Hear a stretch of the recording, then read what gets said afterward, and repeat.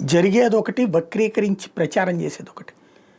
నేపాల్లో కానీ, బంగ్లాదేశ్లో కానీ, శ్రీలంకలో కానీ పాలకుల యొక్క బిడ్డల లగ్జరీ లైఫ్ చూసి విరక్తి చెందినటువంటి ప్రజలు తిరగబడుతున్నారు.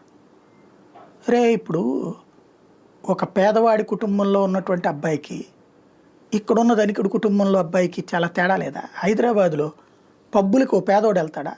మధ్యతరగతోడని వెళ్ళగలుగుతున్నాడా? ఈ విలాసం వీళ్ళు బండి కొనుక్కుంటే, సైకిల్ కొనుక్కుంటే, బండి కొనుక్కుంటే గ్రేట్ అనుకుంటే వాళ్ళు లగ్జరీ కార్లో తిరుగుతున్నారే.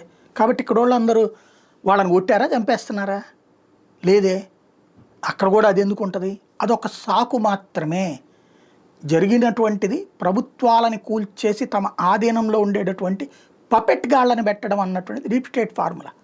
అందులో భాగంగా జరుగుతుంటే అబ్బెబ్బే అక్కడ యూత్ రెచ్చిపోయారు, వాళ్ళని చూసి విలాసవంతంగా బ్రతకడం చూసి, అంటే ఇళ్ళు విలాసంగా బ్రతకాలనే కదా కోరుకుంటోంది. ఎందుకు తప్పుడు ప్రచారాలు చేసుకొస్తారు?